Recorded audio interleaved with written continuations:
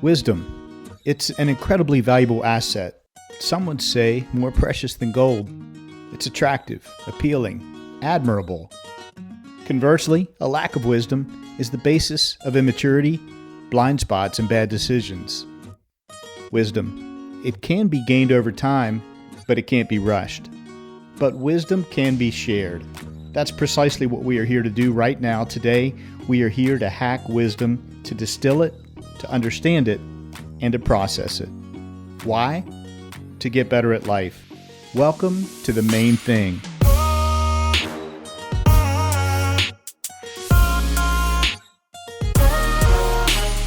This is your new 9-minute podcast.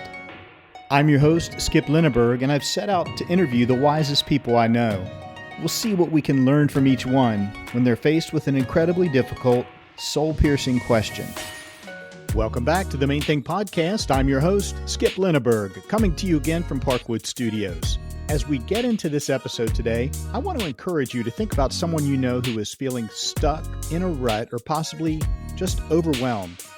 Once you've listened to this terrific wisdom lesson from our special guest, share the episode with that person who came to mind for you.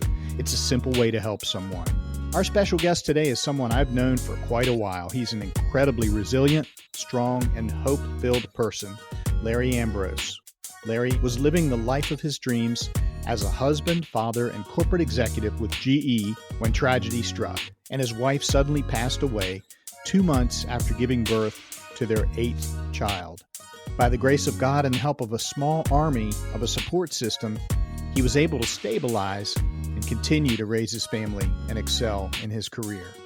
But 6 years of trying to do it all eventually took its toll, and Larry was forced to take a leave of absence. A gut-wrenching and soul-searching process resulted in a new life mission statement for Larry. He made the decision to walk away from a company and career that he loved to stay home and raise his children. With the goal of achieving a life of joy and now thriving again, Larry is fulfilling his life's mission completely. Larry Ambrose and his fiancée, Dawn Jacoby, have launched Grit to Grace, a company designed to offer hope, inspiration, and real-world solutions to those who need it. Through their speaking, coaching, book writing, and podcasting, they teach how faith, resilience, and doing the hard work can help you get unstuck, find your true purpose, and live a life of joy. Larry joins us today from his home in Philadelphia. Now get ready. Over the next 9 minutes, you will discover why Larry Ambrose is one of the wisest and strongest people I know. Larry Ambrose, welcome to the Main Thing Podcast. It's great to be with you this morning. Good morning, Skip. Thanks for having me on. It's great to be here. Larry, let's talk a little bit about how we're connected for the listeners.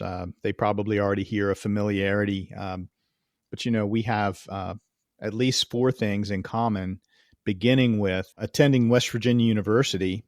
Oh yeah, that was that was the foundation, right? And not just West Virginia, of course, but our beloved fraternity, Phi Sigma Kappa, where we really Sig, met, right? And then that's right, got to know each other.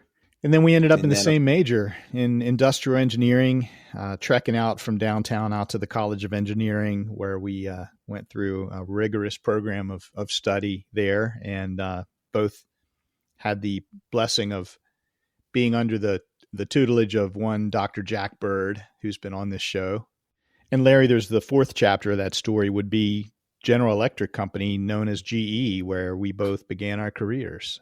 Yeah, it's crazy, huh? So we same university, same fraternity, same major, and then same company. And what a great company to start with, right? Both on these training programs. And absolutely. For me, it turned into be a 20-plus year career. Larry, with that introduction, I want to get into your story. Your unique life story involves a tragedy, and recovering from that is kind of the foreshadowing. Yeah. So, Skip, I think in the intro, you covered it a little bit, right? I was living the life of my dreams, right? Back in 2011, I had married Chris Federico back in 1993, and we settled back in the Philadelphia region in Pennsylvania. And, our life was blessed abundantly. Ultimately, we welcomed into our lives 8 children.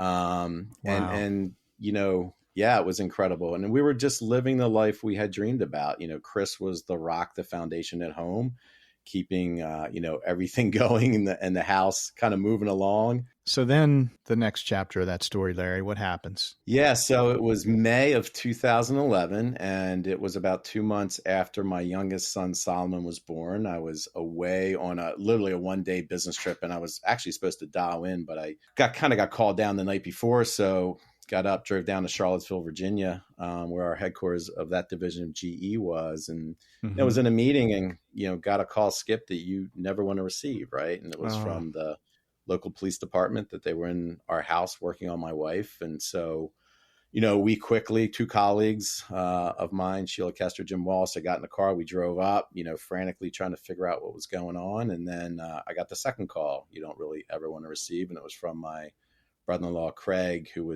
had made his way into the hospital room and came out to let me know that Chris had passed away. Totally healthy, completely healthy, just very unexpected. It was literally life-changing in an instant. And it was an instant, right? She had a heart arrhythmia. And that was it. And yeah, so as you could imagine, complete devastation. Our life was just completely turned upside down in that moment. Yeah. Drop you to your knees, I'm sure. My goodness. Yeah. The first thing I had to do is I had to learn to accept help, right? Because I think as a provider, right, you're so used to just, I'll take care of it, we'll figure it out. But, at that point I couldn't. And, fortunately, I have a very close, strong family. Chris's family is unbelievably supportive as well. And of community, a church community, St. Joe's in Downingtown, the school community, the sports community, and they all just rallied around us, and they really wouldn't let us fail. And the type of support we received was unbelievable, right? I mean, we had meals served to us for a year. We had our laundry done for 2 years every day. Oh my gosh. Rides here. We had nannies who were in our home, helping to take care of the kids. Just anything you could think of, people were willing to help. I think when something like this happens, it just shocks you down to your core. Like, how does a young mother of 8 children just, die in an instant? And I think it just rallies people. And we will be forever grateful for the help that we received during that time. And actually, honestly, Skip, still continue to receive. The kids still needed a mom figure and of course their dad figure. And I had to try to figure out how to do it. And, the way I would describe it is, it literally was one day, 1 hour, sometimes 10 minutes at a time, because that's all that we could figure out. Right. That's as far as we could look in front of us to solve some of the things that we did. But GE was great. After I came back, they gave me a job that I could work from home. We were able to kind of progress forward with this incredible support system and with a company that supported to me the way they did. It was our new normal. And we figured it out, and it worked until it didn't. It didn't. What strained? Where did the cracks occur? What signaled you that, hey, I need to pivot here? The younger ones were getting older, and they were getting involved in activities and sports and friend group, and so the scale at which you have to parent increased drastically. And it's a lot more, effort, a lot more requirements to serve their daily needs. At the same time, GE's investing in a global software business, and we became part of that. And my center of gravity shifted from Virginia to California. So I was out traveling a lot more to California.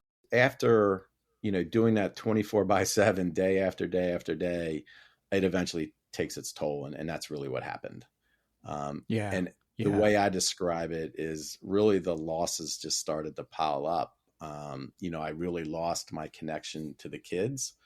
I would come home from a business trip and I might be there physically, but I certainly wasn't there mentally or emotionally in a way that they needed me. Yeah, because you were probably pretty tired from travel and a week of business.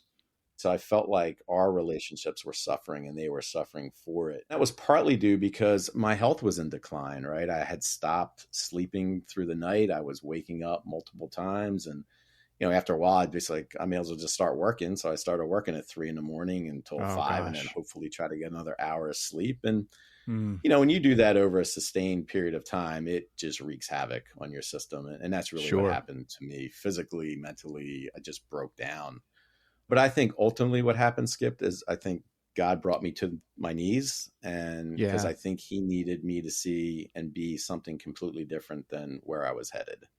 And Okay. so fortunately I had these people in my life, and they said, you need to go take a leave of absence, which I did, intending to go back to GE, as soon as I got healthy and cleared my mind and so forth. What are the age ranges of your kids? What's the youngest's age and the oldest age at that May 2017?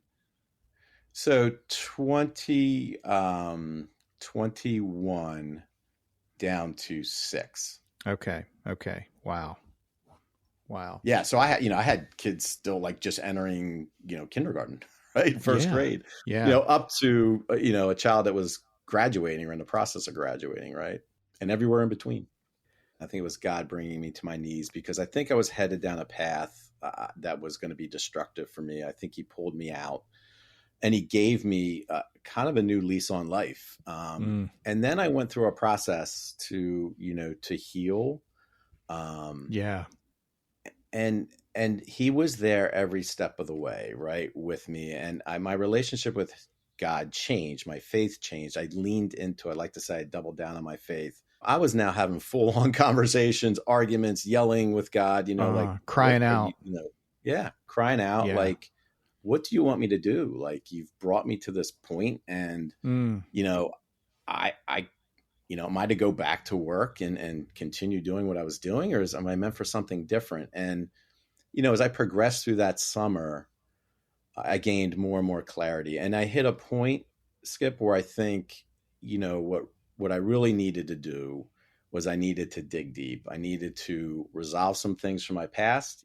This was the time, and I needed to go through and do the really mm. hard, really necessary work to kind of grieve her, to grieve the loss.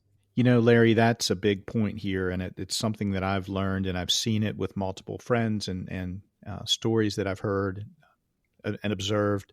This notion of postponed grief, I'll deal with it later. It never works out. It never ends well, and um, it always causes more trouble, more unrest, more problems health wise, emotionally. Goodness. As that summer went on, I felt like each week I gained my health back, and I started to gain more clarity. But with that clarity, I redefined my life, and I said, what are the priorities? And I came up with these 5 pillars and wrote this mission statement around it. And they were about those things. It was about my relationship with God. It was about my health, right? Spiritual, Mm-hmm. mentally, physical, emotionally. Like, to be there for my kids, I had to be healthy in all those phases. And then it Yes. was about being present with my kids, the connection to my kids, being there emotionally invested with them, and having that relationship. And, the fourth one was around wanting to fall in love again, right? Because I had always Mm. wanted that, and I needed to make sure I was in a place that I was ready to do that. And then the fifth one was just, live out my mission. I came through this for a reason. That led me to the decision to not go back to GE. In November of 17, I left GE in a career in a company that I loved.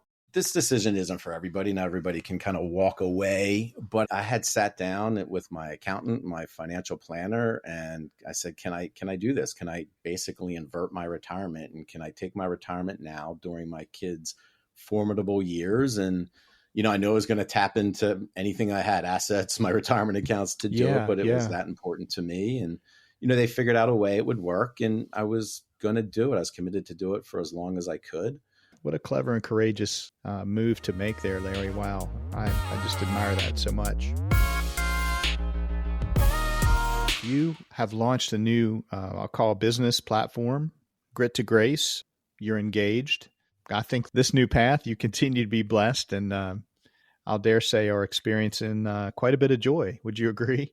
So I met my fiance, Dawn Jacoby, back in December of 2021. and we immediately hit it off. We immediately connected, but at a much different level than what you would normally think. But, she has a very similar mission. The path that she took to get to the point in her life at that moment was different than the path I took, but we both had to go through some significant loss in our life. We had to work our way through it. We had to get to a point where we could thrive again and be joyful and then be ready to kind of meet. And that's what happened through a mutual friend introduced us. And so not only did we have this blossoming romance, but we also then, this was my fifth pillar, right? We had this combined mission, and over time we figured it out together that this is what we needed to go do. And so that's where Grit to Grace came from. It symbolizes the determination, the grit to do the hard work to get to the other side, to live that graceful life, that life where you're thriving, the joyful life again. And that's what we're in the process of doing. And it's different components. We've just launched a podcast, and I remember talking to you in the very beginning when we started out, like, Skip, how do we do this podcast thing? And you were great with your advice. So we just launched His and Her Life Hacks. It's kind of giving, the male female perspective on our life experiences, the parenting of 10 kids, the loss we came through, the work we did, the corporate careers. Some of it's funny, some of it's more serious. We're both in the process of writing books about what we came through individually. Absolutely. And hopefully they'll be released in the early part of next year. We're out there speaking, we're coaching. Yeah. You got such a powerful testimony, and it needs to be shared. Gosh, I can't wait to read the book, and I can't wait to listen to the podcast. I'm going to put a link for listeners. Just scroll down into the show notes and you'll see a link to all the offerings that Larry and Dawn are putting out under their brand Grit to Grace. Larry Ambrose, what's the main thing you've learned in your lifetime so far? Skip, the main thing I've learned in my lifetime so far is that true healing comes from going through the pain, not around it. Wow. True healing comes from going through the pain, not around it. Wow.